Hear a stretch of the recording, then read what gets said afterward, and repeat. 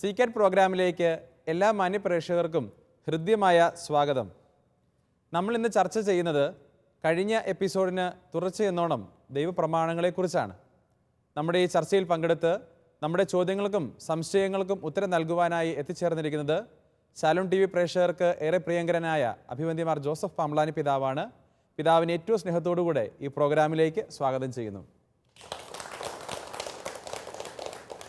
അതുപോലെ തന്നെ ഈ ചർച്ചയിൽ പങ്കെടുത്ത് ചോദ്യങ്ങൾ ചോദിക്കുവാനായി എത്തിച്ചേർന്നിരിക്കുന്നത് പൂപ്പറമ്പ് ഇടവകയിലെ മതാധ്യാപകരാണ്. അധ്യാപകരെയും ഏറ്റവും സ്നേഹത്തോടുകൂടെ സ്വാഗതം ചെയ്യുന്നു.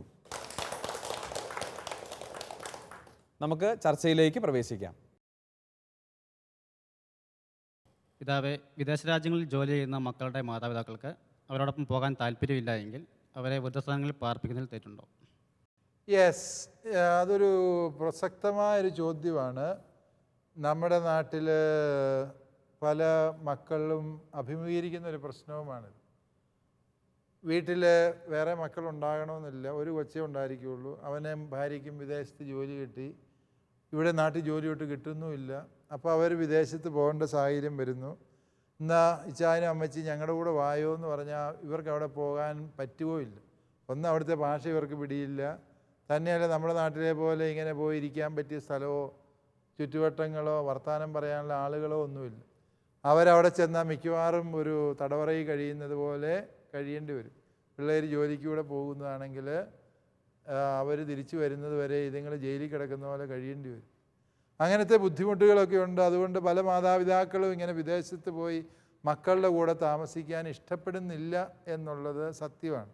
മക്കളെ ഇഷ്ടമില്ലാഞ്ഞിട്ടല്ല, മറിച്ച് ആ സംസ്കാരവും ശൈലികളും രീതികളും അവർക്ക് ഈ പ്രായമാകുമ്പോൾ ഒത്തു പോകാൻ പറ്റാത്ത കാര്യമാണ്. അതുകൊണ്ട് തന്നെ അവരെപ്പോഴും ഇവിടെ തന്നെ കഴിഞ്ഞുകൊള്ളാം എന്ന് വിചാരിക്കുന്നവരാണ്. അതുകൊണ്ട് ഇത്തരം സാഹചര്യങ്ങളിൽ മക്കൾ അനുഭവിക്കുന്ന ഒരു മാനസിക ബുദ്ധിമുട്ടുണ്ട്. അതെന്താണ് എന്നാണ് സ്മിത്തിൻ്റെ ചോദ്യം. ഒരു പരിഹാരം എന്താണ്? മാതാപിതാക്കൾ വീട്ടിൽ ഒറ്റയ്ക്ക് കഴിയുന്ന സാഹചര്യം അവർക്ക് ആരോഗ്യം അനുവദിക്കുന്നിടത്തോളം അവർ ഒറ്റയ്ക്ക് വീട്ടിൽ കഴിയട്ടെ. മക്കൾ അവരെ സപ്പോർട്ട് ചെയ്യുക, അവർക്ക് വേണ്ട കാര്യങ്ങളെല്ലാം ക്രമീകരിച്ചു കൊടുക്കുക, വീട്ടിലൊരു ജോലിക്കാരെ നിർത്തി കൊടുക്കുക, അവരുടെ സാമ്പത്തിക ആവശ്യങ്ങൾ നിറവേറ്റുക, അവരുടെ ജീവിതം കൂടുതൽ ലളിതമാക്കുവാൻ വേണ്ട സാഹചര്യങ്ങളും സൗകര്യങ്ങളും വീട്ടിൽ ഒരുക്കി കൊടുക്കുക. അങ്ങനെ മാതാപിതാക്കൾ ഒറ്റയ്ക്കാകുന്ന വീടുകളുണ്ട്, ഇല്ലേ? എല്ലാ ദിവസവും അവരെ വിളിക്കുക, അന്വേഷിക്കുക, സംസാരിക്കുക. അതൊക്കെ മക്കളുടെ സാന്നിധ്യം അവർക്ക് കൂടുതൽ അനുഭവവേദ്യമാകുന്ന രീതിയിൽ ഇപ്പോൾ വീഡിയോ കോളുകളും ചാറ്റിങ്ങുകളും ഒക്കെയുണ്ട്. അപ്പോൾ ആ രീതിയിൽ സംസാരിച്ച് മക്കളും ജീവിത പങ്കാളിയും കൊച്ചുമക്കളും എല്ലാം സംസാരിക്കുമ്പോൾ മാതാപിതാക്കൾക്ക് ഒരു കുടുംബാന്തരീക്ഷം അനുഭവപ്പെടും എന്നുള്ളത് സത്യമാണ്. അപ്രകാരം ചെയ്യാൻ സാധിക്കും. അത് ഒരു വഴിയാണ്. ആത്യന്തികമായി മക്കളെയും മാമ്പൂവും കണ്ട് ഒരുപാട് പ്രതീക്ഷ വയ്ക്കരുത് എന്ന് പഴയ കാരണവന്മാർ തന്നെ പറഞ്ഞിട്ടുണ്ട്. മാവ് ഒരുപാട് പൂത്തു, ഇപ്പം ഇറുങ്ങെ മാങ്ങ കായ്ക്കും എന്ന് വിചാരിക്കരുത്. ചിലപ്പം പൂത്തതിനേക്കാളും വേഗത്തിലെല്ലാം കൊഴിഞ്ഞ് താഴെ പോകും. ഇനി മാങ്ങ പിടിച്ചാൽ തന്നെയോ അത് കുരമാങ്ങയായിട്ട് താഴെ വീഴാൻ സാധ്യതയുണ്ട്. അതുകൊണ്ട് ഇതൊക്കെ സാധ്യമാണ്. അതുകൊണ്ട് മക്കളെ പ്രതി മക്കൾ എല്ലാ കാര്യങ്ങളും ചെയ്തു തരണം എന്നുള്ള നിർബന്ധ ബുദ്ധി മാതാപിതാക്കൾക്കും ആവശ്യമില്ല. മാതാപിതാക്കൾ അവരെ കൊണ്ട് പറ്റുന്നിടത്തോളം കാലം അവർ സ്വന്തമായിട്ട് കാര്യങ്ങൾ ചെയ്യാൻ ശ്രമിക്കുന്നതിൽ ഒരു തെറ്റുമില്ല. മക്കൾ അതിന് പിന്തുണ കൊടുക്കുക. അതാണ് ആദിയിലെ പോലെ ഇപ്പോഴും എന്ന് പറയുന്നത്. അതാണ് അവർ തുടങ്ങിയത്. അപ്പന് ഈ കല്യാണം ദാമ്പത്യ ജീവിതം തുടങ്ങിയപ്പോൾ അവർ രണ്ടും ഒറ്റയ്ക്കായിരുന്നു, അല്ലേ? ഇടയ്ക്ക് വന്നു കയറിയ അതിഥികളാണ് ഈ മക്കൾ. അവർ പോയി. ഇപ്പോൾ ആദിയിലെ പോലെ ഇപ്പോഴും ആയിരിക്കുന്നവർ. അതാണ് പറയുന്നതിൻ്റെ അർത്ഥം. ആ അവസ്ഥയിലാണ്. അതിനകത്തൊരു നിരാശയൊന്നും മാതാപിതാക്കൾക്ക് തോന്നേണ്ട കാര്യമില്ല. മക്കൾക്ക് വേണ്ടി പ്രാർത്ഥിക്കുക, മക്കളുമായിട്ടുള്ള സ്നേഹബന്ധത്തിൽ നിലനിർത്തുക. പലപ്പോഴും മാതാപിതാക്കളെ വിളിക്കാൻ തന്നെ മടിക്കുന്ന എന്തുകൊണ്ടാണ്? വിളിച്ചാൽ ഉടനെ ഇവിടുന്ന് കരച്ചിലും നിലവിളിയും പ്രാക്കും. നീയൊക്കെ അവിടെ പോയി കിടന്ന് സൂഹിച്ചോടാ, ഇവിടുത്തെ മനുഷ്യൻ്റെ ബുദ്ധിമുട്ട് വല്ലതും നിനക്കറിയാവോ? അതുങ്ങൾ അവിടെ രണ്ടറ്റവും കൂട്ടിമുട്ടിക്കാൻ വേണ്ടി ചക്രചാസം വലിച്ച് പണിയെടുക്കുകയായിരിക്കും. അന്നേരം ഇങ്ങോട്ട് വിളിച്ചാലും ഒരു സമാധാനം ഇല്ലെന്ന് കാണുമ്പോൾ അതുങ്ങൾ ചിലപ്പോൾ വിളി തന്നെ നിർത്തിയെന്നിരിക്കും. അതുകൊണ്ട് മക്കളോട് നല്ല രീതിയിൽ മാതാപിതാക്കളും സംസാരിക്കാൻ പഠിക്കുക എന്നുള്ളത് ഒരു പ്രധാനപ്പെട്ട കാര്യമാണ്. മാതാപിതാക്കളെ ബഹുമാനിക്കണം എന്ന് പറയുമ്പോൾ മക്കളെ മക്കളായി കരുതി സ്നേഹിക്കാൻ മാതാപിതാക്കൾക്കുള്ള ഉത്തരവാദിത്വം കൂടി മാതാപിതാക്കൾ തിരിച്ചറിയുകയും ചെയ്യണം. ഇനി വൃദ്ധസദനത്തിൽ കൊണ്ടുപോകാവോ എന്ന ചോദ്യം വരുന്നതും പ്രസക്തമാണ്. അതായത് മാതാപിതാക്കൾക്ക് സ്വന്തമായി കാര്യങ്ങൾ നിർവഹിക്കാൻ പറ്റാത്ത സാഹചര്യം വരുമ്പോൾ അവർക്ക് വേണ്ടത്ര നേഴ്സിംഗ് കെയർ കൊടുക്കാൻ പര്യാപ്തമായ വൃദ്ധസദനങ്ങളിൽ അവരെ പരിചരിക്കാനായി ഏൽപ്പിക്കുകയും അവിടെയും ഇതുപോലെ തന്നെ നിരന്തരമായ സമ്പർക്കത്തിലായിരിക്കുകയും മാതാപിതാക്കളുടെ ഉത്തരവാദിത്തങ്ങൾ നിറവേറ്റുകയും ചെയ്യുന്ന സാഹചര്യം മക്കൾക്ക് ചെയ്യാവുന്നതാണ്. ഇപ്പോൾ തന്നെ മക്കൾ കൂടെ ഉണ്ടെങ്കിൽ പോലും എന്താണ്, ചില അവസ്ഥ വന്നു കഴിയുമ്പോൾ മക്കൾക്ക് മാതാപിതാക്കളെ നോക്കാൻ പറ്റാത്തവരും. അപ്പോൾ എന്ത് ചെയ്യും? നമ്മൾ ആശുപത്രി കൊണ്ടുപോയി കിടത്തും. അവിടെ നേഴ്സുമാരാണ് നോക്കുന്നത്. നമ്മൾ വല്ലപ്പോഴൊക്കെ പോയി നോക്കിയേച്ച് വരുന്നതേ ഉള്ളൂ, അല്ലേ? ആ ഒരു സാഹചര്യം വരുമ്പോൾ മക്കളെ ആ രീതിയിൽ മക്കൾ മാതാപിതാക്കളോടുള്ള കടമ നിറവേറ്റുന്നതും ശരിയായ രീതി തന്നെയാണ്. ഇനി മക്കളെ തിരിഞ്ഞു നോക്കാതെ ആരെങ്കിലും നോക്കിയോട്ടെ, അതിന് പള്ളിയും അച്ഛനും കന്യാസ്ത്രീ അമ്മമാരും ഒക്കെ ഉണ്ടല്ലോ, അവരൊക്കെ എവിടെയെങ്കിലും കൊണ്ട് ഇട്ടോളും എന്ന മട്ടിലുള്ള വൃദ്ധസദനമാണ് ഉദ്ദേശിക്കുന്നത് എങ്കിൽ അത് ശരിയായ രീതിയല്ല. അവരുടെ ആവശ്യങ്ങൾ ശരിയായ രീതിയിൽ നടത്തി കൊടുക്കാൻ പറ്റിയ ഓൾഡ് ഏജ് ഹോമുകളുണ്ട്. അത്തരം സാഹചര്യങ്ങൾ നമ്മുടെ നാട്ടിൽ കൂടുതലായി രൂപപ്പെട്ട് വരുന്നുമുണ്ട് ഇപ്പോൾ എന്നുള്ളത് അതൊരു കാലഘട്ടത്തിൻ്റെ ആവശ്യമാണ്. മക്കൾ മാതാപിതാക്കളെ സംരക്ഷിച്ച് വീട്ടിലിരിക്കണം എന്ന് പറയുന്നത് പലപ്പോഴും അസാധ്യമാകുന്ന ഒരു സാമൂഹിക അവസ്ഥ ചുറ്റുവട്ടങ്ങളിൽ രൂപപ്പെടുന്നു എന്നുള്ളത് നമ്മൾ മാതാപിതാക്കളും തിരിച്ചറിയണം, മക്കളും തിരിച്ചറിയണം. ഇവർക്ക് രണ്ടു കൂട്ടർക്കും പരിക്കേൽക്കാത്ത രീതിയിലുള്ള പുതിയ സാമൂഹിക ക്രമങ്ങളെക്കുറിച്ചുള്ള ചിന്ത രൂപപ്പെടുത്താനുള്ള സമയം ആയിട്ടുണ്ട്. പഴയ അതേ അവസ്ഥയിൽ എക്കാലവും മക്കൾ മാതാപിതാക്കളുടെ കൂടെ ഇരുന്ന് അവർക്ക് ചോറ് വാരി കൊടുത്ത് കൊണ്ടു നടക്കണമെന്ന് പറയുന്നത് ഒരുപക്ഷെ ഈ തലമുറയിൽ കൂടി അത് പ്രായോഗികമായെന്ന് വരും. വരും തലമുറകളിൽ അത് എന്തുമാത്രം പ്രായോഗികമാകും എന്നുള്ളത് സംശയകരമാണ്. അത് മക്കൾക്ക് മാതാപിതാക്കളോട് സ്നേഹമില്ലാഞ്ഞിട്ടല്ല, വേറെ വഴികളില്ലാത്തത് കൊണ്ട് അപ്രകാരമുള്ള മാർഗങ്ങളെ കുറിച്ചുകൂടി ചിലപ്പോൾ ചിന്തിക്കേണ്ടി വരാം. ഓക്കെ, അടുത്ത ചോദ്യം ആരാണ്? ഓക്കെ, ദീപ്തിയാണ്. ദീപ്തിയുടെ ചോദ്യം എന്താണ്? പിതാവേ, എൻ്റെ ചോദ്യം ഇതാണ്. ഭാര്യയും അമ്മയും തമ്മിൽ ചേർന്ന് പോകാത്ത സാഹചര്യത്തിൽ ഏകമകൻ വേറെ വീട് വെച്ച് മാറി താമസിക്കുകയാണെങ്കിൽ അത് 4-ാം പ്രമാണത്തിന് ലംഘനമാകുമോ? ജീസസ്, അതെങ്ങനെയാണ്? എന്തുത്തരം പറയും? യെസ്, അങ്ങനെ എന്തോ ഉദ്ദേശം ഉണ്ടെന്ന് തോന്നുന്നു. ഏതാണെങ്കിൽ അത് വളരെ പ്രായോഗികമായൊരു ചോദ്യമാണ് ചോദിച്ചത്. അതായത് ഒരേ ഒരു പുത്രനേ ഉള്ളൂ. കെട്ടിവന്ന പെണ്ണ് തലയണ മന്ത്രത്തിലൂടെ അവനെ വശീകരിക്കുകയും അമ്മയ്ക്കും അപ്പനും എതിരായി തിരിക്കുകയും അവർ ഒത്തുപോകൽ അസഹ്യമാകുകയും ചെയ്യുമ്പോൾ ചിലപ്പോൾ മാറി താമസിക്കുന്നതാണ്. ഇത് 4-ാം പ്രമാണത്തിൻ്റെ ലംഘനമാണോ എന്ന് ചോദിച്ചാൽ അത് ആ സാഹചര്യങ്ങളിൽ നിന്ന് അതിന് ഉത്തരം പറയാൻ സാധിക്കുള്ളൂ. ഉദാഹരണമായിട്ട് ബൈബിൾ പറയുന്നത് എന്താ? പുരുഷൻ തൻ്റെ മാതാപിതാക്കളെ വിട്ട് ഭാര്യയോട് ചേരുന്നു, അവർ ഒരു ശരീരമായി തീരുന്നു. ദൈവം യോജിപ്പിച്ചത് മനുഷ്യൻ വേർപെടുത്താൻ പാടില്ല. അതുകൊണ്ട് വിവാഹിതനായ ഒരു മകന് തൻ്റെ ജീവിത പങ്കാളിയോടുള്ള ഉത്തരവാദിത്വം പരമപ്രധാനമാണ്. അതിനകത്ത് സംശയമൊന്നും വേണ്ട. മാതാപിതാക്കൾ അവർ പിരിഞ്ഞു പോകുന്ന സാഹചര്യം ഉണ്ടാകാത്ത രീതിയിൽ അവരെയും കൂടി ഉൾക്കൊള്ളാനുള്ള വിശാല മനസ്സ് കാണിക്കണം. ഇപ്പോൾ ഒറ്റ പുത്രനേ ഉള്ളൂ. അമ്മയ്ക്ക് ഇതുവരെയും ആ മകനായിരുന്നു സർവസ്വവും, അപ്പന് ആ മകനായിരുന്നു സർവസ്വവും. ഇപ്പോൾ ആ മകൻ്റെ മേൽ മറ്റൊരു അവകാശിനി കൂടി വന്നപ്പോൾ അതിനെ അംഗീകരിച്ചു കൊടുക്കാൻ ചിലപ്പോൾ മാതാപിതാക്കൾക്ക് ബുദ്ധിമുട്ട് വരുന്ന സാഹചര്യം ഉണ്ടാകാം. അത് പല പ്രതിസന്ധികളും കുടുംബങ്ങളെ സൃഷ്ടിക്കാറുണ്ട് എന്നുള്ളതും യാഥാർത്ഥ്യമാണ്. ഇത്തരം സന്ദർഭങ്ങളിൽ നിങ്ങൾക്ക് ഒരുമിച്ച് പോകാൻ പറ്റുന്ന വഴികൾ ഒരുക്കുന്നതിന് വേണ്ടി നല്ല ഫാമിലി കൗൺസിലിങ്ങിനൊക്കെ പോകുന്നത് നല്ലതാണ്. ഫാമിലി കൗൺസിലിങ്ങിനൊക്കെ പോയി നല്ല ഉപദേശങ്ങളൊക്കെ സ്വീകരിക്കുകയും മാർഗനിർദ്ദേശങ്ങൾ പാലിക്കുകയും ചെയ്താൽ ചിലപ്പോൾ ഈ പ്രശ്നങ്ങൾ പരിഹരിക്കപ്പെടാം.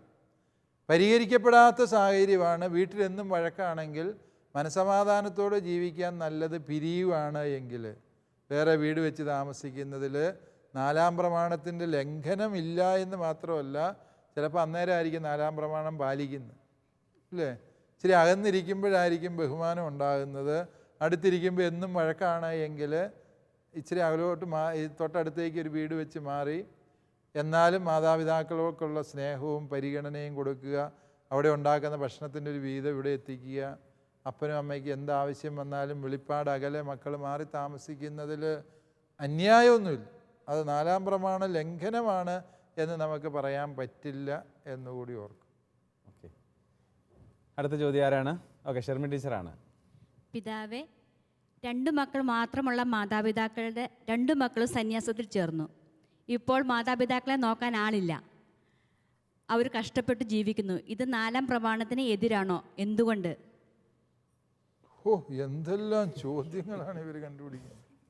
ഒന്ന്, ദൈവത്തിന് വേണ്ടി ആത്മാർത്ഥമായി സേവനം ചെയ്യുമ്പോൾ മാതാപിതാക്കളുടെ കാര്യം ദൈവം നോക്കിയോളും. കാരണം അവർ അങ്ങനെ കിടന്നു പോകാതെ തമ്പുരാൻ അവരെ പരിപാലിക്കുന്നത് പലപ്പോഴും ഞാൻ കണ്ടിട്ടുണ്ട്. പലപ്പോഴും സഭ നിർബന്ധം എടുക്കാറുമുണ്ട്. ഒറ്റ മകൻ മാത്രമുള്ള ഒരു വീട്ടിലെങ്കിൽ അവനെ സെമിനാരിൽ എടുക്കാതിരിക്കാവുന്ന വ്യവസ്ഥ പണ്ടൊക്കെ ഉണ്ടായിരുന്നു. അതല്ലെങ്കിൽ വീട്ടിലെ വീട് നോക്കാൻ ഒരു കൊച്ചെങ്കിലും ഉണ്ടാകണം എന്നുള്ളൊരു സങ്കല്പം സഭയുടെ ദൈവവിളി തെരഞ്ഞെടുപ്പിൽ പലപ്പോഴും പാലിച്ചിട്ടുണ്ട്. എന്നാൽ പിള്ളേരുടെ നിർബന്ധം കൊണ്ടും അവർക്ക് ദൈവവിളിയെക്കുറിച്ച് അത്രയേറെ ബോധ്യങ്ങളുള്ളതുമായ സാഹചര്യങ്ങളിൽ മക്കൾ ഇങ്ങനെ സന്യാസത്തിൽ പ്രവേശിക്കാറുണ്ട്. അത്തരം സാഹചര്യങ്ങളിൽ മാതാപിതാക്കൾക്ക് അനിവാര്യമായ അവസ്ഥയിൽ ഈ സന്യസ്തരായ മക്കൾക്ക് മാതാപിതാക്കളെ ശുശ്രൂഷിക്കാൻ അനുവാദം കൊടുത്ത് വിടാറുണ്ട്. ഇപ്പോൾ ഉദാഹരണമായി പല സന്യാസിനി സമൂഹങ്ങളിലെയും സിസ്റ്റേഴ്സ് അമ്മ കിടപ്പിലായി, അമ്മയെ നോക്കാൻ ആരുമില്ല, അപ്പോൾ അമ്മയെ ശുശ്രൂഷിക്കാൻ വേണ്ടി അവരെ അനുവദിക്കുന്ന സാഹചര്യമുണ്ട്. വൈദികരുടെ ഇടയിലും ഇതുപോലെ തന്നെ സംഭവിക്കാറുണ്ട്. പലപ്പോഴും വൈദികർക്ക് ചിലപ്പോൾ ഇടവകാരിമാരാണ് എങ്കിൽ തൊട്ടടുത്ത പള്ളിയിലോ അതേ സ്ഥലത്തോ ഒക്കെ ഇടവക ശുശ്രൂഷകൾ കൊടുക്കുകയും മാതാപിതാക്കളുടെ കാര്യങ്ങൾ അന്വേഷിക്കാനുള്ള ക്രമീകരണങ്ങൾ ചെയ്യുകയും ചെയ്യാറുണ്ട്. അപ്രകാരം ആ രീതിയിൽ ദൈവവിളി സ്വീകരിച്ചതിൻ്റെ പേരിൽ ഈ പറഞ്ഞതുപോലെ വെറുതെ കിടന്ന് കഷ്ടപ്പെടുന്ന മാതാപിതാക്കൾ ആരുമുണ്ട് എന്ന് ഞാൻ വിചാരിക്കുന്നില്ല. ഉണ്ട് എങ്കിൽ അവരുടെ കാര്യം ശ്രദ്ധപ്പെടുത്തുക, നമുക്ക് വേണ്ട രീതിയിൽ പരിഗണനകൾ നൽകാവുന്നതാണ്. ഓക്കെ, അടുത്ത ചോദ്യം ആരാണ് ചോദിക്കുന്നത്? ഓക്കെ, ജോമോനാണ്. ജോമോൻ്റെ ചോദ്യം എന്താണ്? പിതാവേ, എൻ്റെ ചോദ്യം ഇതാണ്. ചില കുടുംബങ്ങളിലെ അധപ്പതനം കാണുമ്പോൾ ചിലർ പറയാറുണ്ട് അത് മാതാപിതാക്കളുടെ ശാപമാണ്, അവരെ നന്നായിട്ട് നോക്കാത്തത് കൊണ്ടാണെന്നൊക്കെ. മാതാപിതാക്കൾക്ക് ശപിക്കാൻ സാധിക്കുമോ? തന്നെയുമല്ല, മാതാപിതാക്കൾ ശപിച്ചാൽ ആ ശാപം ഏൽക്കുമോ? പിതാവെ, ഇതോടനുബന്ധിച്ചൊരു ചോദ്യം ചോദിക്കാനുള്ളത്, പ്രഭാഷകൻ 3:9 വചനം പഠിപ്പിക്കുന്നു, പിതാവിൻ്റെ അനുഗ്രഹം മക്കളുടെ ഭവനത്തെ ബലവത്താക്കും, അമ്മയുടെ ശാപം അതിൻ്റെ അടിത്തറ ഇളക്കും എന്ന്. ഈ വചനത്തിൻ്റെ കൂടെ വെളിച്ചത്തിൽ ഒന്ന് വ്യക്തമാക്കി തരാമോ? ശാപം എന്നൊന്നുണ്ടോ? മാതാപിതാക്കൾ ശപിക്കുന്നത് കൊണ്ട് ദൈവം ഒരാളെ ശിക്ഷിക്കുമോ? മനസ്സറിഞ്ഞ് ശപിച്ചാൽ ചിലപ്പോൾ യേശിയെന്നിരിക്കും, അല്ലേ? എന്ന് പറയുമ്പോൾ ഉദ്ദേശിക്കുന്നത് അത് മാതാപിതാക്കൾ ശപിച്ചതുകൊണ്ടല്ല, ദൈവം മക്കളെ അനുഗ്രഹിക്കുന്നത് മാതാപിതാക്കളിലൂടെയാണ് എന്നുള്ളതാണ് സത്യം. ദൈവം ഇസഹാക്കിനെ അനുഗ്രഹിച്ചത് അബ്രാഹത്തിലൂടെയാണ്. അബ്രാഹം കൈവച്ച് പ്രാർത്ഥിച്ചപ്പോഴാണ് ഇസഹാക്കിന് അനുഗ്രഹം കിട്ടി. യാക്കോബിൻ്റെ മേൽ ഇസഹാക്ക് കൈവച്ച് അനുഗ്രഹിച്ചപ്പോഴാണ് യാക്കോബിന് അനുഗ്രഹം കിട്ടിയത്. യാക്കോബ് 12 മക്കളുടെ മേലും കൈവച്ച് അനുഗ്രഹിച്ചപ്പോഴാണ് യാക്കോബിന് ഈ 12 മക്കൾക്കും അനുഗ്രഹം കിട്ടിയത്. അതായത് അതൊരു ദൈവിക പദ്ധതിയാണ്. മാതാപിതാക്കളിലൂടെ ദൈവം മക്കളെ അനുഗ്രഹിക്കുന്നു എന്നുള്ളത് ദൈവത്തിൻ്റെ ഒരു പദ്ധതിയാണ്.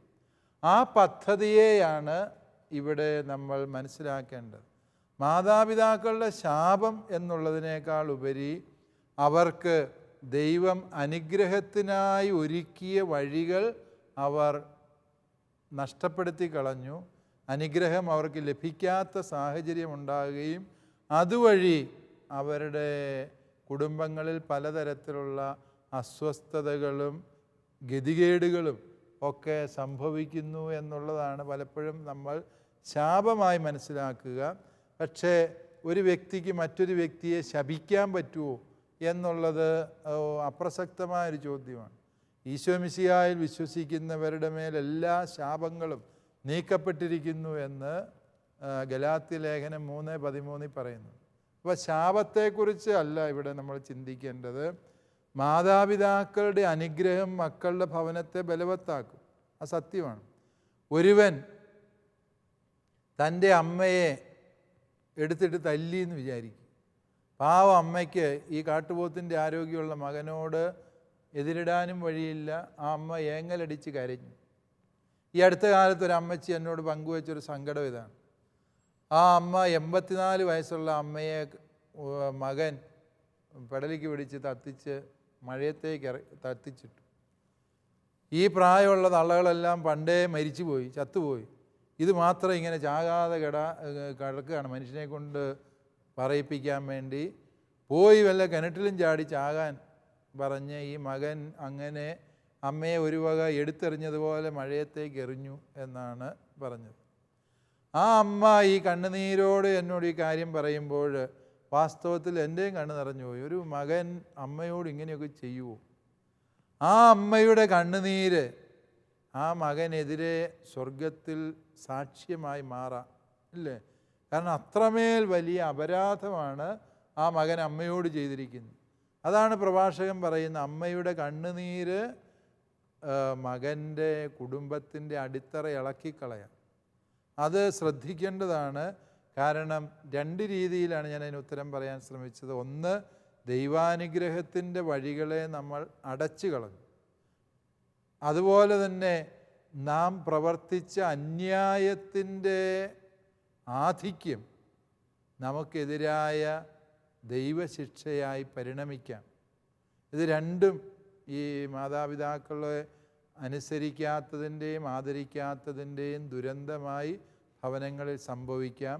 അതിനെ ഒരു ശാപം എന്ന് ചിന്തിക്കുന്നതിനേക്കാൾ ഉപരി, അതിനെ ഒരു ശാപമായി ചിന്തിക്കുന്നതിനേക്കാൾ ഉപരി വ്യക്തികളുടെ പ്രവർത്തനങ്ങളിലെ അന്യായം എന്ന് മനസ്സിലാക്കുന്നതാണ് കൂടുതൽ ശരി.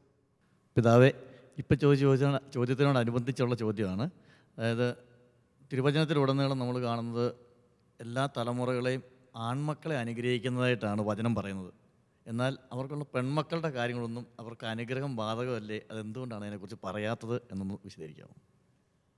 യെസ്, പെൺമക്കളെ അനുഗ്രഹിക്കുന്നില്ലേ എന്ന് ചോദിച്ചാൽ അനുഗ്രഹിക്കുന്നുണ്ട്. ബൈബിളിൽ ഇസഹാക്കിൻ്റെ ഭാര്യ റബേക്കായെ കല്യാണം കഴിയുമ്പോൾ അപ്പൻ അനുഗ്രഹിക്കുന്നുണ്ട്, ഇല്ലേ? പെൺമക്കളെ അനുഗ്രഹിക്കുന്ന സംഭവങ്ങൾ ബൈബിളിലുണ്ട് എന്നുള്ളതിനൊരു തെളിവ് പറഞ്ഞതാണ്. അതേസമയം നമുക്കറിയാം യഹൂദര് തീർച്ചയായും ഒരു പുരുഷ ആധിപത്യത്തിൻ്റെ സമൂഹമാണ്, പെട്രിയാർക്കൽ സൊസൈറ്റിയാണ്. അതായത് സ്ത്രീകളെ കുറിച്ച് അധികം പറയുകയല്ല, അത്ര അത്യാവശ്യം ഉണ്ടെങ്കിലേ പറയാറുള്ളൂ. അതുകൊണ്ട് അവർക്ക് അനുഗ്രഹമൊക്കെ കൊടുത്തിരുന്നു, അത് പ്രത്യേകിച്ച് എടുത്ത് പറഞ്ഞില്ല എന്ന് ചിന്തിക്കുന്നതായിരിക്കും കൂടുതൽ നല്ലത്. പെൺമക്കൾക്ക് പലപ്പോഴും ഇതിനുള്ള ന്യായം റബ്ബിമാർ പറഞ്ഞ എന്താണ്?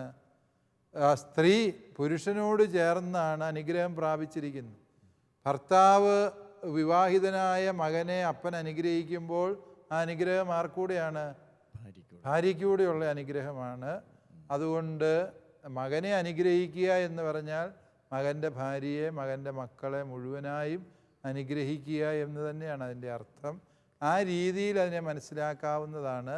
അതുപോലെ തന്നെ പഴയ നിയമത്തിൽ എത്രയോ ശക്തമായി ദൈവാനുഗ്രഹത്തിൻ്റെ കരുത്ത് പ്രകടമാക്കുന്ന വനിതകളുണ്ട്. യൂദിത്ത്, എസ്തേർ, റൂത്ത്, ഇങ്ങോട്ട് വന്നു കഴിഞ്ഞാൽ പരിശുദ്ധ ദൈവമാതാവ്, അല്ലേ? അത്രയൊക്കെ അനുഗ്രഹത്തിൻ്റെ ഉറവകളായി തീർന്ന സ്ത്രീകൾ, അവർക്ക് തുല്യരായ ഏത് പുരുഷനാണ് ബൈബിളിലുള്ളത്? അതുകൊണ്ട് ഒരു സ്ത്രീ വിവേചനം ബൈബിളിലുണ്ട് എന്ന് പറയാൻ പറ്റിയല്ല.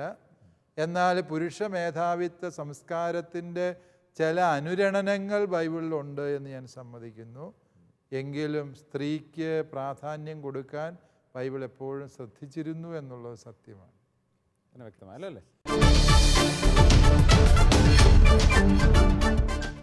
ഇന്ന് നമ്മൾ ചർച്ച ചെയ്തത് ദൈവപ്രമാണങ്ങളെക്കുറിച്ചാണ്. ഈ വിഷയത്തെക്കുറിച്ചുള്ള ചർച്ച ഇവിടെ അവസാനിക്കുന്നില്ല. അടുത്ത എപ്പിസോഡിൽ വീണ്ടും കാണുന്നതുവരെ നന്ദി, നമസ്കാരം.